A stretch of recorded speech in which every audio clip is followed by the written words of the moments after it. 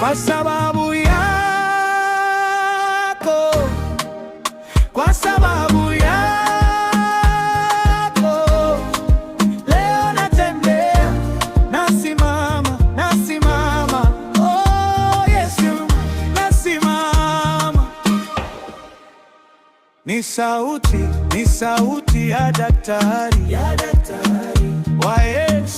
wa Yesu, kutoka Tanzania.